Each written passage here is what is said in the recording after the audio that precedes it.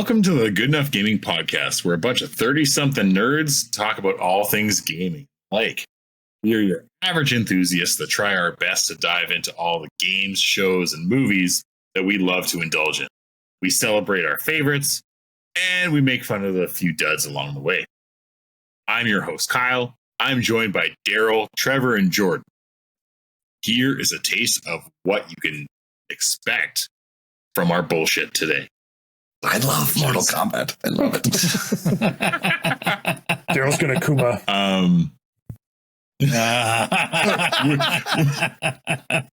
Hadouken! Wrong. Kamehameha! Finish him! Way off. Today's episode is entitled Sub-Zero Consequences for Our Actions. The weekly forecast is out.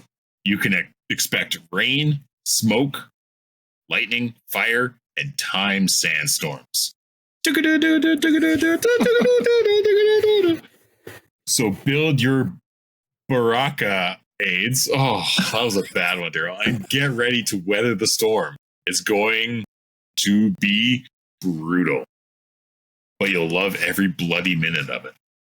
Darrell has long Shang Tsung the praises of the Mortal Kombat franchise.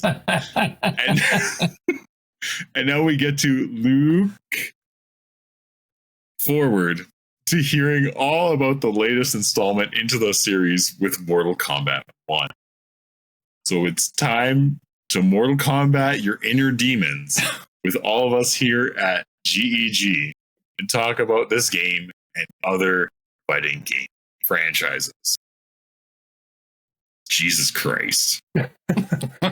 He's not a playable character, this Kyle. No, he's not. Nope. No, this might be the opposite of Price Line. I mean, if you consider this back to the original Mortal Kombat 1, like the fucking panic over the fatalities in this. Yeah. Oh my God. Government meetings. Just the sheer, like, absolute, like the amount of panic over Mortal Kombat when it first started. It was pure havoc, one could say. I would say this is full gore. Oh, okay. No, you can turn that off, Trevor. Oh, okay. And so it begins. Yeah. So begins all the references for every other game but Mortal Kombat. It's Killer Instinct. Trevor. This is going to be great. Darrell's going to have like a full-on connection. I'm going to be seething by the time this episode is over. It's going to be a Fei Long episode. Oh, God.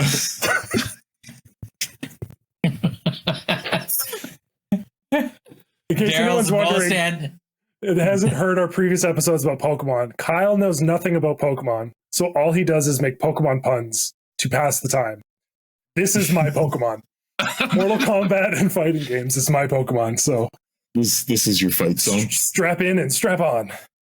Darrell's most anticipated episode of the season. I'm going to get trolled by Trevor. Yeah. All right, so obviously we're talking about the brand new Mortal Kombat release, and like that sound you hear in the background is Darrell panting furiously over playing it for the past, I don't know, week and a half, 2 weeks. And he still hasn't gotten enough. No, I am still fully addicted to the game. I've been playing. So did you say erect? Yeah, one could say quite aroused. One. He's been at midnight for 2 weeks. I am stimulated. Let me tell you.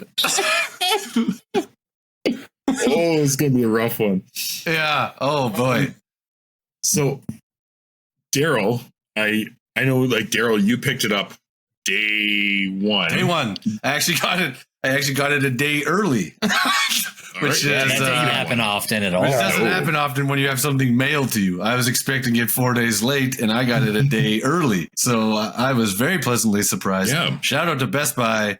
Incredible delivery service for pre-release games. Yeah. For once. Brownie points from me, let me tell you. And Jordan, you just managed to finagle a Facebook Marketplace deal there. pulling all the strings, working every angle just to get it for $60 instead of 80. Well, 90, 95. $90. Yeah, 95 with GST. I didn't have to pay that GST. Thanks, Trudeau. This is now a convoy podcast. Easy. Easy. Okay. Jesus Christ. But yes, I did pick it up. I'm not nearly as far in as Darrell. I was just biding his time for that one.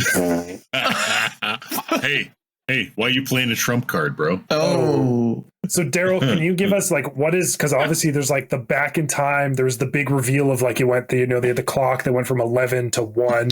Yeah. Big thing. From 6 to midnight. What the fuck is going on in Mortal Kombat? Okay. 1? So let me break this down for you. So we got to circle back a little bit. You got to hit 88 miles per hour We're gonna go back in a in time, DeLorean. if you will. We're gonna go back in time. Oh, God. In Mortal Kombat 9 on PS3, which is, we're taking this way back. In Mortal Kombat 9, Raiden is having these visions of Shao Kahn killing him and like conquering Earthrealm or whatever. So he goes back in time and tries to stop certain events from happening so that doesn't happen.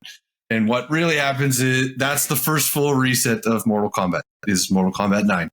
And they did an amazing job back then. I was a huge fan of it. Like all kinds of crazy shit happened in that game. Like Smoke doesn't get taken by the Cyber Initiatives, Sub-Zero does, and like there's just all these like trickle down effects to Raiden kind of fucking up with the timeline. Sorry, did you say Raiden? I think you mean Chief Thunder. No, I don't, you son of a bitch. Okay? I mean Raiden. So in Mortal Kombat 10, it's a continuation of that story even further. Now we're even further ahead in that era and that timeline. Some of these people have had kids. There was like introductions to new characters, Cassie Cage, Jackie Briggs, and so on. And then in 11, it just gets accelerated. So now in 11, you had the introduction of the god of time, essentially, which was Kronika. And because Raiden had like kind of fucked with her plans and messed up like her timeline and what she was doing and experimenting with the hourglass is like this like big kind of important object that runs the universe. She's pissed off, and now she goes back. Yeah, so she anyway, so she just starts bringing people from other timelines and kind of trying to recycle this timeline and kill it off and make it kind of explode or whatever. That also, so, like, sorry to interrupt. Do you get to play as Inspector Spacetime? No, no, you do not. No, but there is Shaka Khan. Damn it, Reggie. There's Shaka Khan. Oh my God. But this is the best part of the episode. Is just fucking Darrell. They ruined this thing with Kronika and they ended up killing her. But the only way to do that is Raiden imparts his god powers into Liu Kang, and Liu Kang becomes the fire and thunder god. Because like the other elder gods have all had their power stripped and they're dead, and like Citrion is like kind of been made mortal and whatever. This whole thing, there's a lot going on in the lore here. The story is very complicated. Is there like anybody is like, wow, what you just said makes no sense? Just watch the story on YouTube. They have like, you can watch MK Fire and Ice. This guy on YouTube has everything from 9, 10, and 11 just out there in video format. George R.R. Martin recap. Yeah, it's really good though. I love the story. I love the story of Mortal Kombat, but it is really, really good.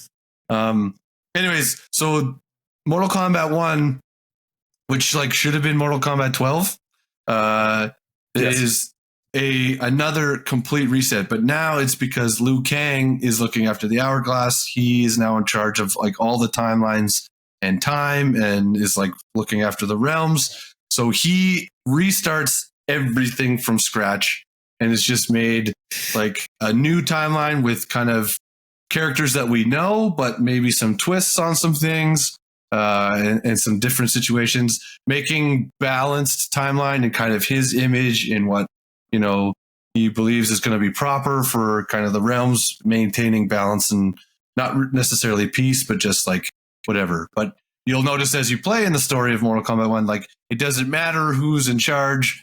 Certain things are always going to kind of unfold. Like fate always has a way of, following through. Gotcha. So Life finds a way. Yeah. But we're in a different sector, right? Like Nice. At least that's an actual character in the game. Yeah. So that's the Cole's notes of what is happening in Mortal Kombat 1. nice. And this one, Great. I have seen they've got like a Marvel versus Capcom mechanic, like the buddy system mechanic kind of. Yeah. So, which is really cool. So it's called Cameo. And some of these, obviously, with a K, always with a K. Yeah. Everything's with a K. Yeah. I love Isn't it. the money called like currency with a K or some shit like that? it is. Yeah, there's coins. There's coins it's with coins. a K. Sorry, yes, coins with a K. Yeah. Fuck. Well, the crypt was always with a K and like everything. And it's a staple of the series. Stop scoffing. It's fine. The rule 34 porn of it is going to be like coming with a K. Ew. Oh, It's good for drumming up business. yes. Okay. I love that. I love that. But yeah, so this one has cameos, which is really cool. There was like in 11, there was a lot of focus on item usage through towers. So you could actually equip like having a character come in and do kind of a move to offset like a combo that somebody else was doing, or to accentuate one of yours, or just kind of help within the combat system. And so really, they just went full tilt with it here. And so most of the cameo characters are non-playable characters within the game, with the exception of Sub-Zero, Scorpion, and Kung Lao, who are like both playable and a cameo character. Where everybody else is non-playable in the game. They're just a cameo. So that's Sonya Blade, Kano, Motaro, Goro, Frost, Sector, Cyrax. Jesus, I'm missing a couple here. Is it Darius and Serena? Yeah. Is it safe to assume that all of those people are going to be like a DLC or like some sort of a patch add-on later to like expand? I'm not the entirely roster? sure. Like it, because I don't see why not. They already have character design, and some moves. Yeah. So like, I don't know if it would be necessarily too hard, but I don't know if they lend themselves. Yeah. I think some of the cameo characters they're almost too similar to some of the core fighters, and I think that's kind of why they did it this way.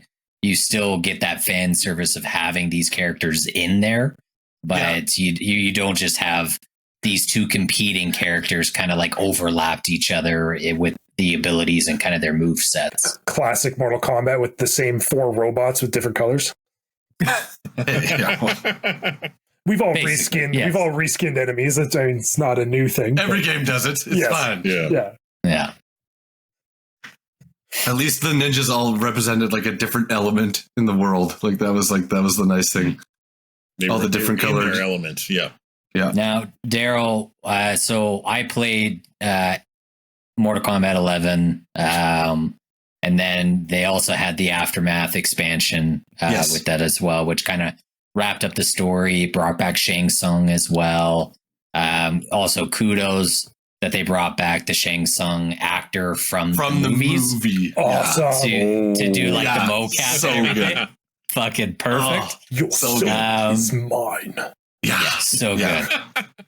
Now that story I thought was phenomenal because I think Aftermath kind of wrapped up a lot of the key kind of loose ends that the main game had.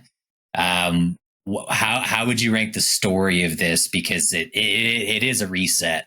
Yep. Like, is it as impactful as MK11? Like, where do you kind of rate this as far as the franchise goes? Well, I think there's more to come. I think that just like 11, we got the first bit of the story and more is coming. And that's because of the amount of DLC. Yeah. Yes. But like, because of the amount of DLC characters, and some of these characters were actually in the story mode for this one, I think there's other pieces coming to the story that are kind of help. And to further your point, Jordan, like talking about Aftermath, that story is extremely important in the new story because it has direct correlation to the strife of the story in this game.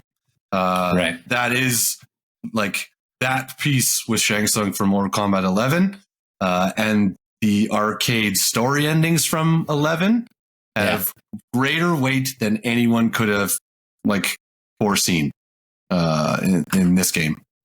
So now is that a little bit of a disadvantage then, I guess, to either people that skipped Mortal Kombat 11 altogether, or for people that just straight up refuse to buy DLC? Like, if you never played Aftermath, do you kind of go in just, I guess, missing a lot of key components to all of it?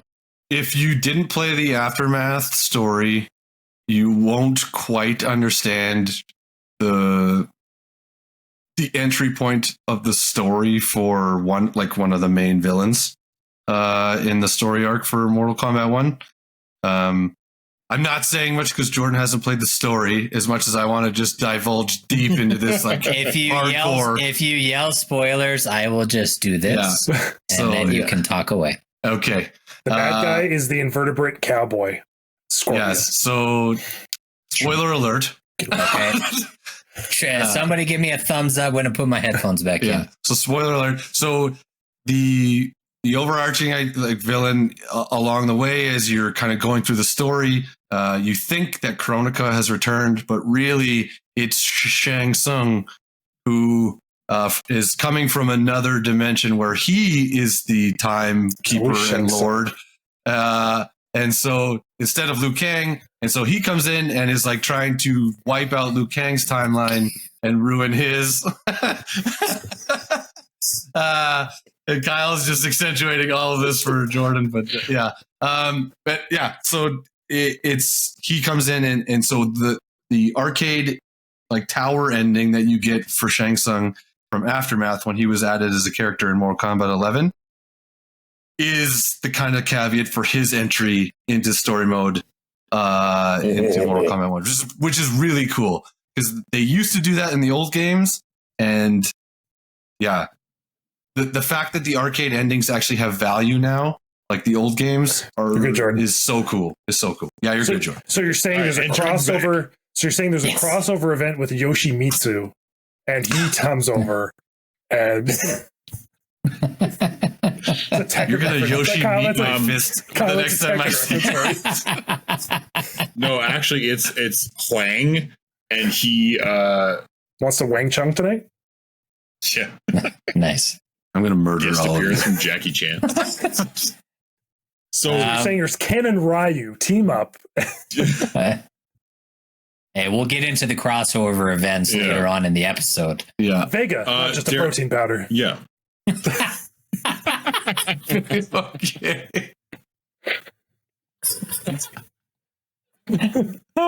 Darrell, I know originally you were a little unsure of the fighting system and how it changes to it, with a lot more like focus on air juggles and such, as my TikTok is full of now, as I've been watching like fucking Mortal Kombat clips forever. All over the place. Just absolutely wrecked. Insanely wrecked online. Like 45-second combos. Yeah. Just put the controller down. It's like, you're done. Yeah. I'm good. It's over. Yeah. That's it. That happens to you in an online match. You might as well just be like, yeah, okay, you win. Like, here you go. As you've experienced. Snap my own neck and just leave the match. Yeah, I was a little bit worried in the tutorial. I always play the like learning tutorial in the Mortal Kombat games when I first start to kind of get used to any mechanic changes or new facets of the game that I need to kind of like get familiar with as you go. And this one I was really worried because a lot of the combo like lessons were all based off of like an air juggling kind of component, which kind of reminds me a little bit more of like Deadly Alliance and Deception. Like those were kind of a little bit more like get them up in the air, then do some combos kind of thing. And so I was like, oh, it's not my particular favorite style of fighting for Mortal Kombat. But you can still fight the other way. As I learned further into playing the game, playing the story, going into the other playable modes, that the style that I love of Mortal Kombat is still alive. It's just if you can do the in the air juggling timing combos, like you can string along some pretty crazy shit. So yeah, I've watched some insane, like people have like literally comboed like a full health bar. Yep. Yeah. Yeah, I've seen like a 47 hit Raiden combo with Stryker as the cameo that like you can't recover from, and you can do a 189 hit combo with Shang Tsung with like I've seen that hitting one. the ground. Yeah. How is because we all played a bunch of Street Fighter at GameCon back in the summer. Yeah. How is the movement? Because I felt like in Street Fighter, everyone is built like a fucking bodybuilder and they move like it. Like everyone's like very slow and chunky. And Mortal Kombat, I always find kind of lent itself to be like a little bit quicker. It felt more fluid. Yeah. Is this still on that level, or did they kind of switch it? 100%. Yeah, 100%. And like, and that's where when you talk to the people, when you talk to fighting game community gamers that are only like fighting game people, you'll know that kind of Street Fighter and Tekken are kind of like the meccas for the fighting community. Like that's what they want. They want the like very technical like abilities to kind of slow and stop and counter at the right time, but also string together like some pretty crazy movements. Whereas like Mortal Kombat is that nice bridge. It still has a massive competitive group, but it like combat and movement is really fluid and really easy to navigate and move and feel like you're constantly in control, and like every button you're pressing is kind of timed to what you're doing, more or less. To me, it's like Dragon Ball Fighters. Like I don't know if you guys have played that one at all, but game. Phenomenal game. But that to me, I kind of put those in the same category. Like to Darrell's point, faster and more fluid movements, quicker attacks.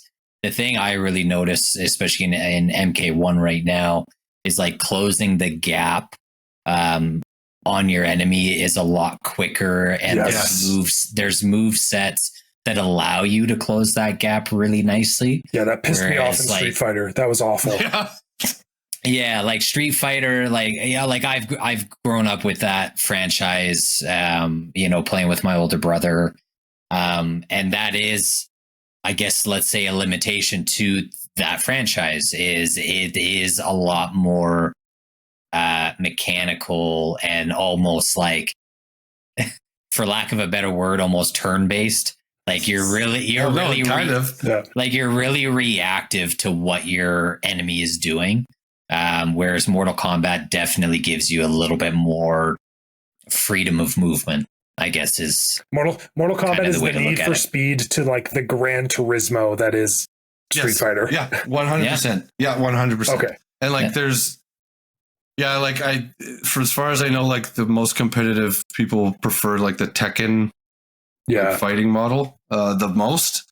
They're kind of like the premier like fighting model, but I like Mortal Kombat will always be my favorite because of just the accessibility of doing the specials. Like it's so simple. It's a 3-button combination to do something really fucking dope. Like back forward X is a cool move that like for Sub-Zero bridges the gap across the whole fighting screen for you to get to the guy, do a sliding ice kick, come underneath them and stab them with a stick, and then like push them back into the ground. Like it's freaking awesome. Like that's whereas like some of the other games, just like some of the movement to do some of those things is just a little bit more complex and complicated, but if you learn to do it properly, it's obviously very rewarding. But yeah. So all this talk about like the fighting systems as a whole, which Mortal Kombat do you feel has like the best feeling like fighting system within it?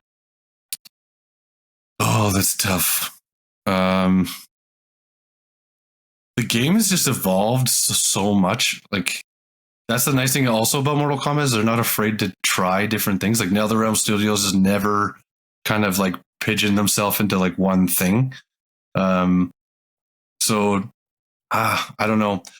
I still think coming off of like Injustice 2 and that system, like Mortal Kombat 11 will always hold like a pretty heavy place in my heart for fighting games. It's a really, really fluid and really good. And I thought like the characters in that game were really balanced, and what they were capable of doing. This one is not far off. There are some, I'm sure there's going to be some patches coming. There's already been a couple for Mortal Kombat 1 that kind of changed some things for some of the characters. There are some overpowering movesets for some people online. I got my ass kicked by Baraka the other night, and this guy was just like spamming this one combo that like it's very hard to block. So yeah, there's just stuff like that. But yeah, I to me, Mortal Kombat 11 was like the chef's kiss of the fighting mechanics. But again, like I love this game. I'm definitely into this game, and I love the way it feels fighting. I'm not surprised. The amount of clips that we've been sent over the past week. How many hours are you? How many hours in are you? Would you say so far? Well, last time I checked, I think I already got 65 hours in. Jesus, I think. Wow, nice. Now, yeah, I remember this being like a thing in like way back. Like I'm talking like Mortal Kombat 1 through 3. Is there any differences in the story? If like, can you play through the story as different people, or are you kind of pigeonholed? Like, because I know with Injustice in this, there's certain things that kind of takes you through a path where you play a bit of everybody. Yeah, and that's it's the same now. Okay. It's been that way since Mortal Kombat 9. Okay. Yeah, no, and that's a great question because it's been that way since Mortal Kombat 9. They went to chapters in the story where you in 9 you did 3 fights with a person and then moved on, and then since 10, 11, and now 1. You do 4 fights with that particular character for that chapter, and then you move on to the next. They clearly talked to somebody from Xbox on how to name this fucking game. Yeah, right. Yeah, right. Yeah. I was like, I really wish. I felt like it was a slap in the face. Like 12 was my favorite number, and I was like, "Wow!" I was like, "No, I just want to robbed. This is my favorite franchise." Well, I feel like it's. I understand it, right? They're doing the whole reset thing. I also think there's like a huge, like we've talked about on many episodes. It's just like this huge nostalgia kick right now on a lot of older stuff. So calling it Mortal Kombat 1 to reset the franchise is like everyone's like, "Oh my god, Mortal Kombat 1," and all the Karens are mad about it again. Like, I'm back in it. I'm back in on this game. Like, Satan! Well, fuck. Like, the finishers in this game are... brutal. Can we talk about the finishers? Because, I'm very new into it, and I've seen a few, and, like, good God, what is happening? Do they just strap someone in a room and make them watch, like, the Saw movies? Like, what do they do? I was like, I don't know if it's Ed Boon. I don't know who it is on the team that comes up with these things, but I was like, I just want to meet this person and shake their hand because I'm just like, you're fucking weird. As gory as it is, it's fucking genius. Them to a padded room, where they can harm no one else. Yeah, no, but I mean, they're genius. With the creativity of it, and the fact that they've done 12 games now. And there's still new fatalities. The graphics just make it better, right? They're like, well, what could we do now that we couldn't show before? Wild. Here's the coolest part to me, and then since Mortal Kombat 10, is they have these like X-ray moves. That's what they're called. Yeah. So like you can, you see the bones breaking. That's what it was first called, was like the X-ray, but now it's like Final Blow, and so you can once you're like 20% health or lower, this like little bar on your health bar shows up, and if you press R2 and L2 at the right time without the move being blocked, you can do this grandiose move that takes like 20 to 25% of the other guy's health bar off, and it does slow-mo parts where it like goes into the person's body, shows you the X-ray of them like breaking bones, like breaking ribs, breaking your skull, like all this stuff. Mortal Kombat and the developers at NetherRealm Studios have done an amazing job at like correctly putting anatomy and pieces like organs, the body bones, like all this thing, like it's drawn so well, it's done so well, it's graphically like it's on point. Like everything is exactly where it's supposed to be. And when you slice the guy open and his small intestines fall out, it's like everything is like accurate. Like that's what's so scary about I just assume in like the motion capture studio, there's just like a pile of like mannequin skeletons that have just been like snapped in half and shit that they use for mocap, and they're like, get rid of that one. Like imagine just a bunch of old sausage links just like hanging out in the back. Just sausage casing. Here's the intestines. Just imagine being the doctor that they consulted with on this game to be like, okay, can you look at our designs and our concept art and tell us if we've done this accurately? I mean, I'm sure there was like a whole batch of like medical personnel that would do like fact checking on like Grey's Anatomy or like a bunch of these shows, like these ER medical shows that have just gone under now. We're like, can you come help us? We need some anatomical help. So the guy's going to stab him with an ice pick and he's going to rip up. Like, what would that do? It's just like, what's that going to look like? But like all the organs look right when somebody rips somebody's heart out. Like it's just like everything is there. It looks proper. I'm blown away every time. I'm like, man, I love that they really honed in on the details on that stuff. Like Kalima. Well, that's the crazy thing is like Mortal Kombat 11 looked phenomenal. Yeah. And somehow like just the small details and like the quality of life stuff in MK1 so far, that's what's impressed me the most so far is just like I'm playing as Reptile right now. Like that's my boy. Welcome back to the fold, Reptile. About fucking time. Thank you. But like the detail on Reptile when he goes into lizard form is fucking nuts. Like I am half convinced people love that because Reptile looks like he could be in Spider-Man. Yeah. Oh, yeah. 100%. You're like, oh, yeah, that's totally. They're cousins. Yeah. Yeah. Him and their cousins. Yeah. Darrell, now I was trying to go through the roster. Because I like my knowledge of Mortal Kombat is like 1 through 3 and then 9 through now, probably. Okay. So I have a pretty large gap in the middle. You're missing a gap of stuff that I just skipped there. What returning characters in MK1 would you say have been the most welcome?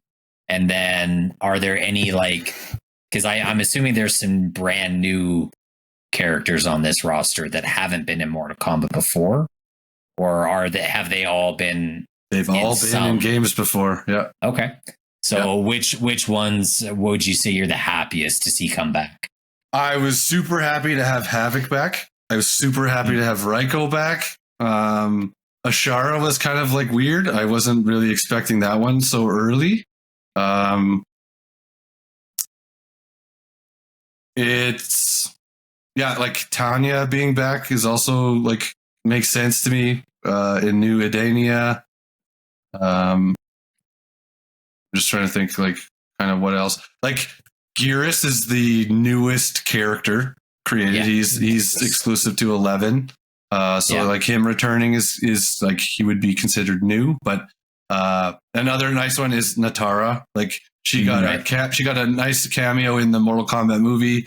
She's played by Megan Fox in this game, which like, I've heard is questionable. Like some of her voice acting stuff, like at moments in the story isn't great, but like when she does like her, like some of the other parts in it's like she's great. It's awesome, and I love Megan Fox. So I like first time I watched Transformers, I was like, okay, got a new crush. But I think every teenage boy when they saw Megan Fox in that movie, like, oh my god, same reaction. Yeah, it kind of makes sense for her to be like somebody that's involved with blood, like being a vampire kind of person with like all the weird shit that her and MGK were doing with like each other's blood and things like that. So just really lent itself to the character. True. Yeah. Now, It was all just method acting. Yeah. Yeah, right. Now, I know Kyle is wanting to go to break, but I have a question. Can you, for listeners that maybe aren't familiar with Mortal Kombat and the character Havoc, can you explain that character and just like, I'm shocked that he's even been in a previous Mortal Kombat game because in my mind, like graphically and just the power of consoles, I don't even know how you make him work on like a PS2 or something like that. Yeah, so Havoc is from is from what, like the PS2 era of Really? Of Damn. Mortal Kombat. So there's several realms in the world of Mortal Kombat. Everybody knows Earth Realm and kind of Outworld. Like those are the big two that everybody knows about. If you pay attention about Scorpion's kind of like origin story and Quan Chi, that's another realm. And then, but there's a couple others that aren't really well known that exist. And one of them is the Chaos realm. And that's where Havoc is from. Makes sense. It was the Order realm, but now the Chaos realm. And it's just because of all these things that kind of happened. So normal physical, like happenstance to people, like if you got your arm ripped off, it's not growing back and you can't do anything with it. Those rules don't apply to the people in Chaos Realm. Like it is, nothing makes sense there. It is pure chaos. And so like he can take his own head off and like blow like up his organs. He can rip his own heart out and put it into someone else. And that will blow up somebody else because they can't handle the system of like his chaos. Like that makes him who he is, like how he's composed, like what he's composed of. So and like he can dismember himself, and like that's literally his moveset in the game is he will rip an arm off and beat you with it. He's the Deadpool of Mortal Kombat. He's like legitimately, he's the Deadpool of Mortal Kombat. But he's kind of like the leader of this like faction within that realm. And so he loves the chaos. Like he loves being just like a shit disturber. That's his whole MO. And so he goes to the other realms and tries to just like cause destruction and rife and like mayhem. Like, we're here to fuck shit up. That's his job. Yeah. But he's a weird character. It seems like an interesting choice to throw into this game after not seeing him for so long. But he there's a big thing at the end of the story, and he's probably going to become a very important component moving forward. And Darrell loves it. All right. Yeah. So I'm going to interrupt because if I don't, Darrell will talk about Mortal Kombat. I could have a 4-hour episode by myself. Yeah. This is an extended episode from Darrell. He'd have his own podcast, but the C in cast would be a K. That's right. Right. Don't tempt me with a good idea. Oh God. So we're going to take a quick break for a segment, which I believe this week is the Good Enough Jukebox. Trevor, jukebox it up.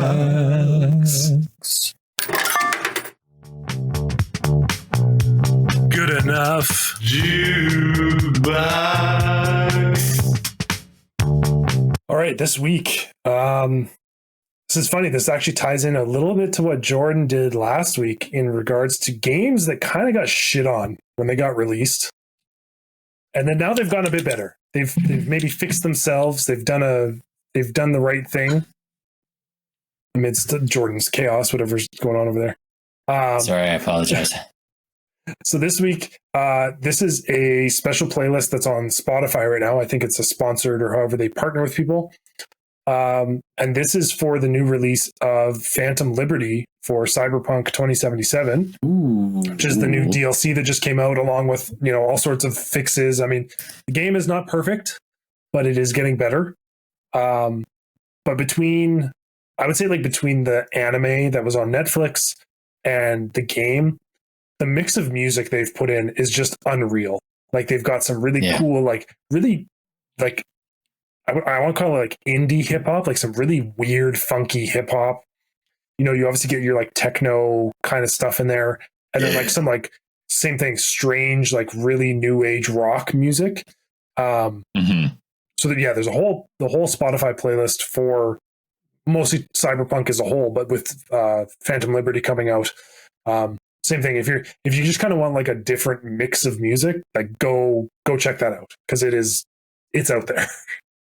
Nice. Yeah. I like all of that. That sounds awesome. Yeah. It's pretty good. And some of it's like really good beats too, right? Like it's a good gaming soundtrack, actually.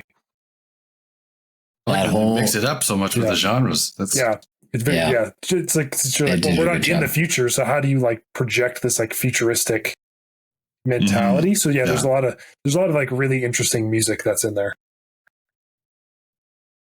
Sweet. Yeah, check that out. Yeah. Awesome. Thanks, Trev, for another jukebox. Now I'm gonna hit Darrell with a few rapid fire questions. Okay. This is partly so he doesn't talk at us for another like 2-3 hours. Okay. Kyle's tired. Kyle's bringing all the smoke. All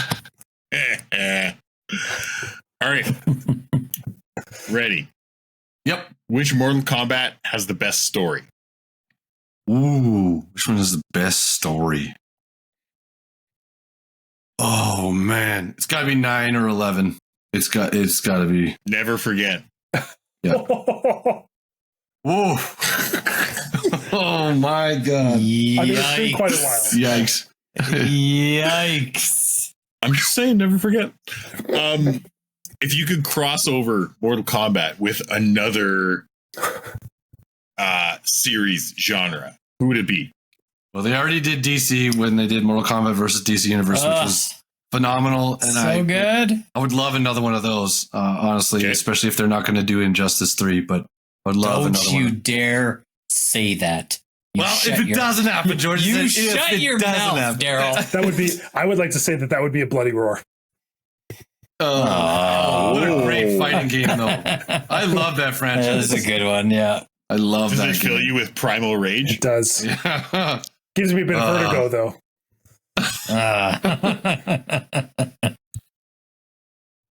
Okay, so another Marvel vs. DC. Well, Marvel versus DC would be phenomenal. Did I say Marvel versus DC? That's what you said, yeah. I hope they make throw them all together. That would be the best. I just want a Marvel vs. Capcom. Yeah. I just want a Marvel vs. Capcom. Ed Boon has been asked that before, and he's like, "Listen, I would love to do a Marvel versus DC fighting game." I would love for him Disney's to not do going to allow that shit. Well, he just kind of said like the logistical nightmare to even make that happen. Yeah, it might be impossible, but it's not that he hasn't thought about it though. That would be a holy grail of games. Oh yeah, for sure. Yeah. Okay, so this rapid fire went off track here. As it does. Best fatality of all time. Ooh. Oh god. Oh shit. Oh, that's tough. Honestly, there's so many good ones, but really the ones that always kind of stand out to me, even though they're simplistic, the kind of like shock and awe factor is usually Kung Lao's like hat fatalities. Oh yeah. In Mortal Kombat 9, he throws it into the ground and it acts like a saw blade, like a table saw, and he drags the guy by his legs and just splits him in half and then holds up both.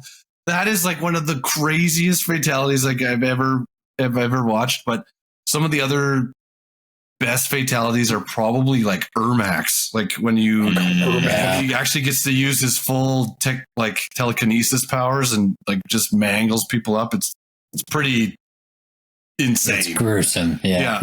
All right, here's a tough one.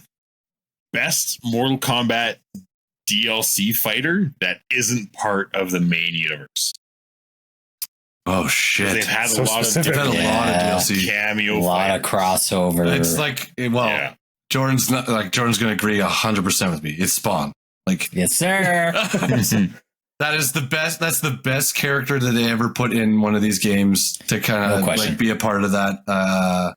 Like hands down, Spawn is the greatest thing they've ever put into Mortal Kombat.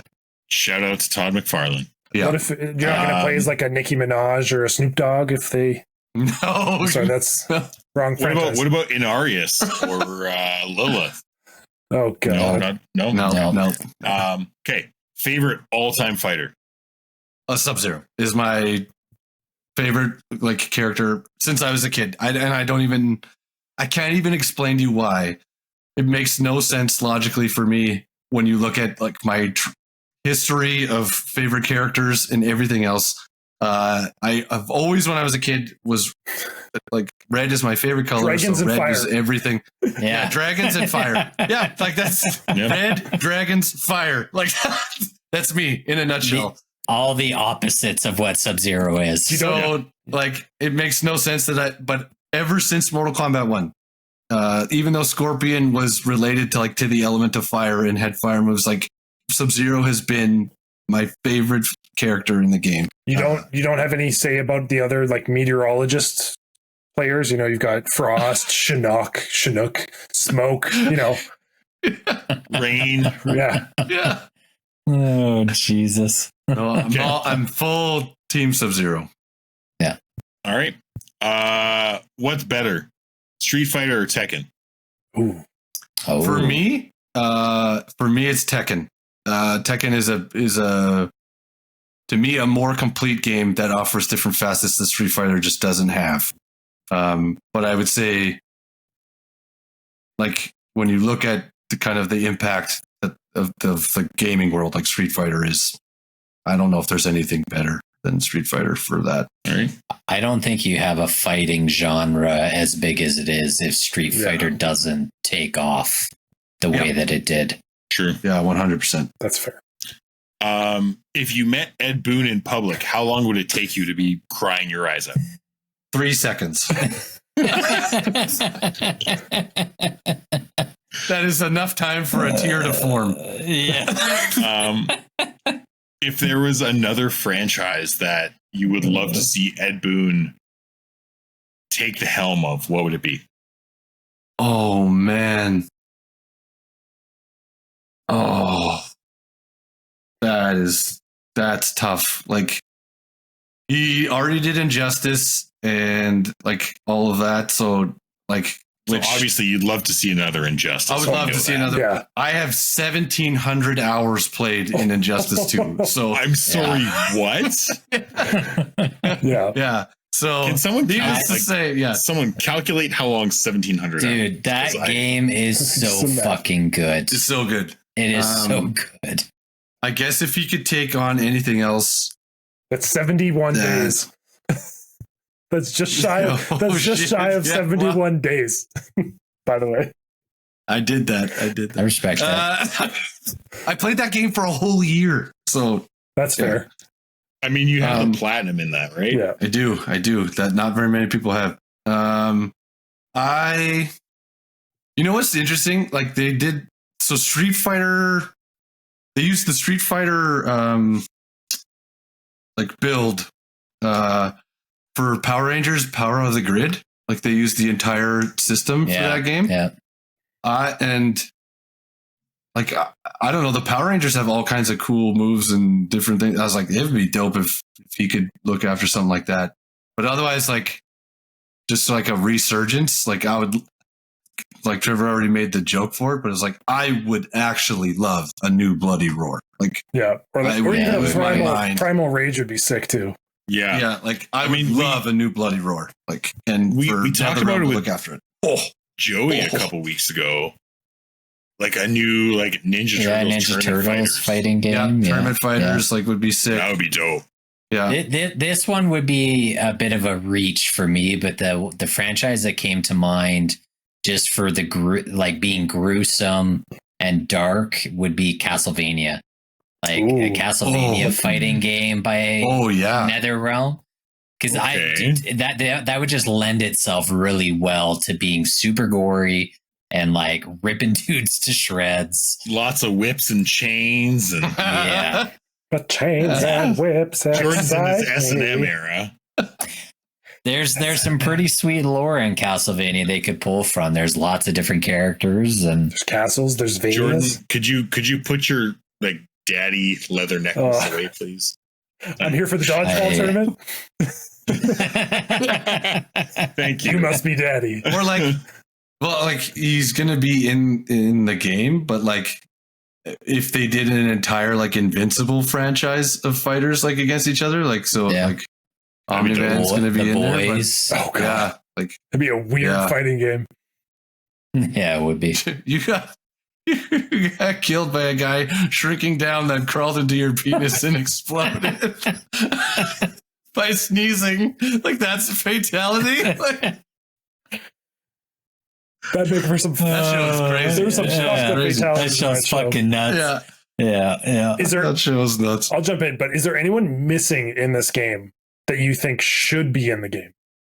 Well, okay, so the thing about like the full reset, I was really anticipating them kind of going back to the original Mortal Kombat 1 like roster and like just kind of sticking with that and then expanding outwards and kind of going from there. So I'm actually shocked that Goro and Sonya Blade aren't playable characters. Yeah. Like those seem like Those are staples. not just like cameo characters, but like like they are cameo characters. I'm shocked that Sonya and Kano are not like and Goro like Kano as well. Like that, I'm shocked. Kano and Sonya Blade were the two that people were like, "What the fuck?" I can't play these characters.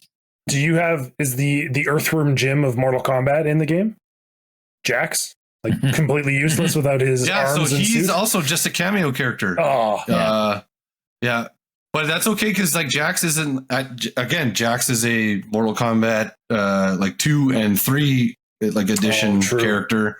So he's not an OG like I'm thinking the of other movie, guys. That's why. Yeah, he's in in all the movies. He's a staple character in the movies. Yeah. But yeah, I actually was not upset that he wasn't a playable character as much as I was like Sonya Blade not being a playable character to me is just like doesn't feel right. Yeah, that was surprising. What character? That's a great question. What character would you like for them to add in like a future update that's maybe not a part of the franchise? Ooh. Oh, like a completely outside third party, like Invincible, Peacemaker. Yeah. You know how they're adding those guys. Yeah, you know, I thought like that would be pretty sick. Sick. Yeah, it would actually be really cool if Akuma or like Ryu or something like that ended up in there. But like they don't have fatalities, so yeah. Like let me see Akuma do a fucking like a dark Hado through a dude's chest. Like that would explode him. Oh, that would be fucking amazing. Or like a Tekken Kuma. Like like a bear. Yeah. Just a big bear. Screw it. Cocaine bear. That's it. No. Yeah. All these like weird extra franchises they're throwing in. Like, let's go really weird. Like, yeah, because in Mortal Kombat 11 it was Terminator and like Rambo and RoboCop. Yeah. Just the 80s. They went full 80s, which makes sense. Well, we've even had Alien as a DLC character. Predator as well. We're in 10 as well, but and they've gone with they've done lots of horror characters in the past, like Freddy and Jason were in the games. Yeah. What was cool? Kratos was in. I was going to suggest Kratos. Yeah.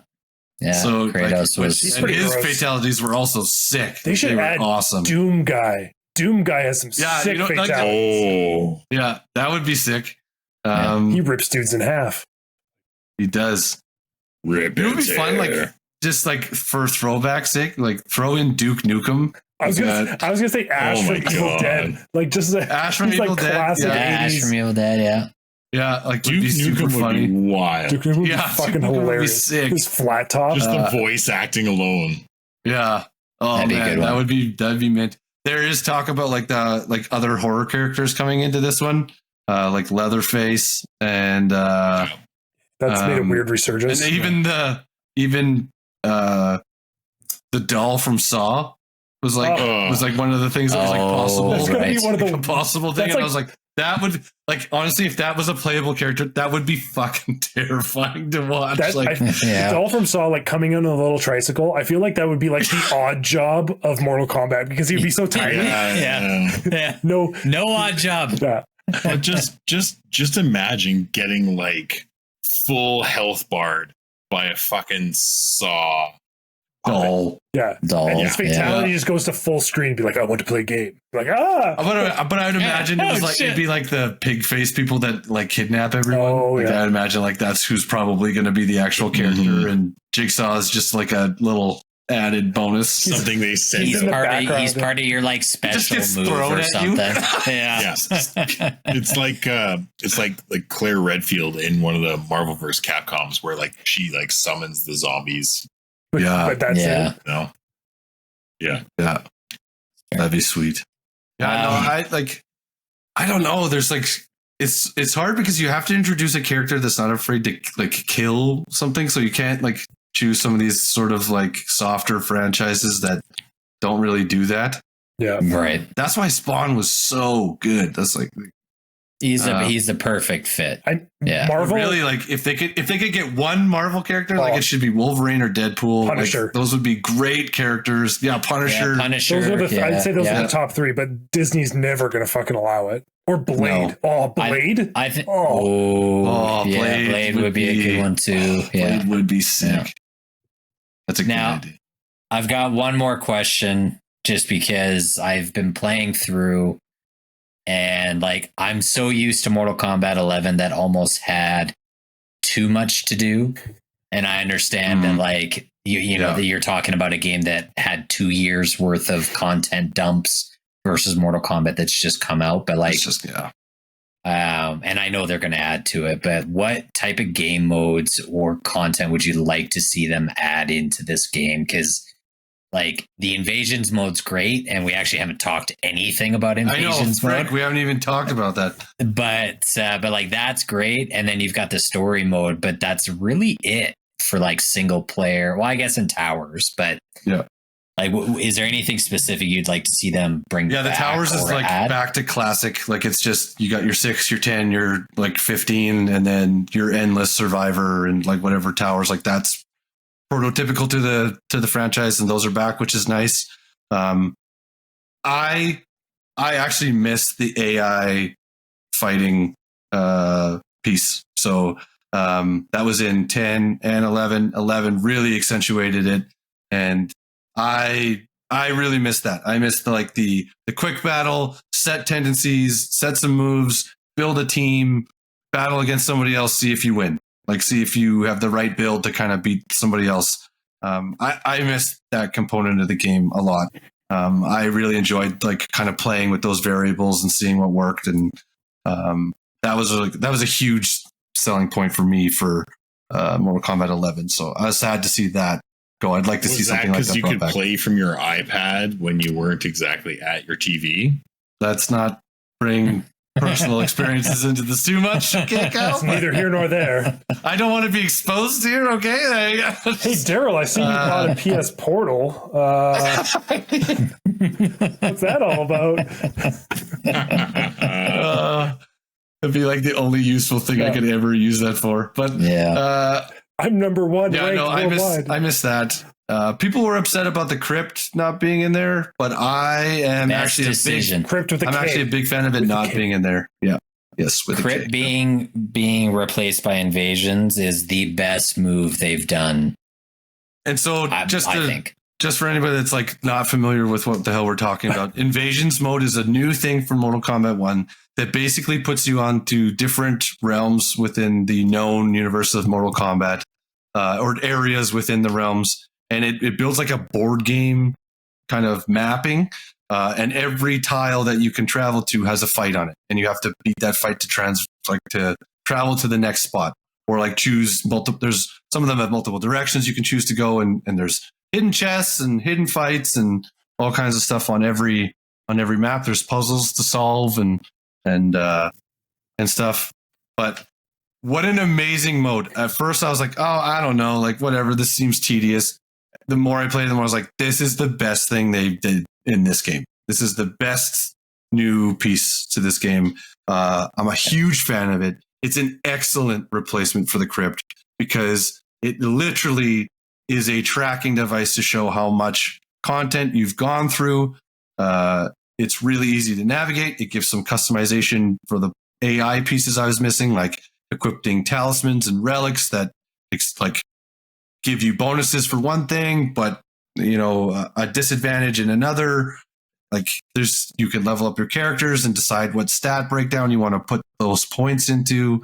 So if you want to have like one character that has the same amount of health they did at level 5 as they do at level 30, but you've put all your points into like attack and just go in and 3 uppercuts and you kill somebody, like you can do that, but you have to survive the rest of the fights with like nothing. So your whole roster, then you essentially level and add, like there's building blocks to every character then. Yeah. The nice thing about Invasion is as you're leveling, doesn't matter what fighter you're using, all of them are leveling. Oh, nice. All of the fighters are leveling. So max level right now is level 30. When you get to that point with, like, if I was fighting a Scorpion and I finished and that's when I got to level 30, well, all the other 22 playable characters are all level 30. Nice. Sweet. That's helpful. That's awesome. Yeah. Cuts out the grind a bit. Well, 100%. There's characters, kind of a grind. There's characters no one's going to play, and if you didn't do that, they're just going to sit at level 1 forever. Like forever. And the characters come with... Oh, sorry, Jordan, go ahead. No, we're probably going to say the same thing right now, but one of the things that I loved about Invasions the most so far is every character has elemental attacks. Yes. Yeah. And so if you go up against a boss fight or like a really tough matchup, you can actually now have like the Pokemon component of like a fire character is going to be at a higher advantage to this elemental character. And so it actually does force you to have to play as other characters, just based on elemental matchups too. And that's something like the RPG nerd in me and like the Pokemon nerd in me. I love that. I love that. I loved that component. It was great. They didn't throw any like shitty, weird ones, did they? They're like, actually, fire beats water. Like they didn't do any weird shenanigans. Like everything kind of like everything is pretty logical. Okay. Like and they have a chart too. Like you can pull up a chart at any time, and it's like this is effective against this, but not against this. I appreciate they put it there instead of being like, "Go look online, fucker." Like because I know that chart exists online already, but no, that mode is great, and I think that's probably where most of the seasonal stuff is going to be updated. Yeah, it looks like that looks like it is the seasonal component. The season stuff. Cool. Yeah. And so far, Darrell, because I think you've mentioned the same thing. If people are like into loot, that's like a huge new mechanic in these games. Yep. How is the loot and the cosmetics in this? So I missed the other component from 11 was that every character had 5 possible loadout builds that you could put on, and like 3 different pieces of gear that you could kind of swap out and match up however you kind of wanted. You could collect whatever and level them up. Again, that was a facet of 11 I absolutely loved. This one has far less of it. You only have the one loadout now, so you're unlocking all of these skins, and everybody has one piece of equipment on themselves that's changeable that you can unlock more. So most of the ninja characters, Sub-Zero, Scorpion, Reptile, Smoke, all those guys, it's their mask. Like that's what you're changing. Yeah. Whereas like Kitana and Melina and Tanya, you're changing their weapon, like just stuff like that. So yeah. Nice. And all right. Yeah. So there's that component. I don't really I don't really like the new one as much as I like the old one, but there is lots to collect still. There's lots of different skins. There's lots of different and it'll only get better as they add. They seem to support their game pretty well. Yeah. I think so. Better than DM. Yes. Oh God. Yeah. All right, Darrell, I am curious. I need a score from you. Like, I'm dying to know a score. When it first came out, I was really hesitant. I was like, first couple days, I was like, oh man, this game's only like a 7.5 or 8 out of 10 for me, which sucks. I was really excited. Yeah, but very excited about it. But I will rescind my original take. And after playing Invasions and getting all the way through that, and now going through like the extra content within Invasions, like the kind of like post game Invasion stuff, like this game is easily like a 9 to 9.5 out of 10 for me. Wow.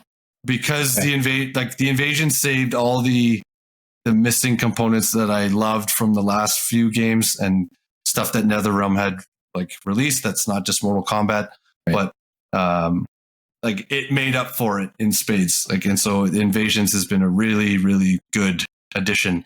And just to we talk about a lot about seasonal stuff and currencies and things like that. I will say this is the first seasonal content game that I have played in this age and era where I've actually been able to collect enough seasonal coins to buy the vast majority of the seasonal like exclusive gear with ease. Like, right. So you found it fair. Yeah. It's 100% fair. Like I have bought probably more than half of the seasonal content that's available for every character. Like, and everybody has anywhere from 5 to 9 different like seasonal objects or pieces of gear and skins to buy. And I've gotten more than half of it done. And that's really nice. So, and that's each season is 45 days. I still have 27 left at this point. Like, damn, so, like you fucking crushed it. I think it's very feasible to play a decent amount and still be able to get all of it. So, or even just get the gear that you care about, right? Yep, like, for the characters that you really the like. Critical part, but yeah, that's good to know. So, yeah, I really like that. That's kudos awesome. to them for that. Twist my rubber Armadon.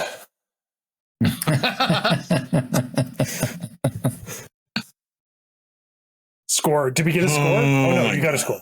We got a score. Bring us home, Kyle. Bring us home. Sorry, I'm in a time loop. I don't know what's happened. Oh, sorry. Yeah.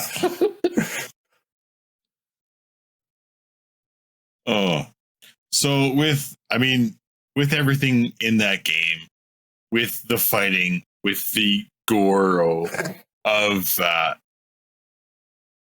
fatalities, brutalities, quidalities, the no mercies and which is a great new component. The no mercies and humiliations. Bring back babalities. Thank you, Darrell, for being our resident Mortal Kombat expert. I think that's the most of the listeners. That's the most you've talked and the least I've talked for like a whole episode. I love Mortal Kombat. I love it. Darrell's gonna Kuma.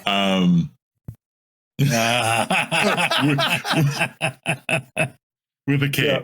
Of course, always with a K. Always with a K. Yeah. Thanks for tuning in once again. I think that Mortal Kombat episode was good enough with a K. Good enough.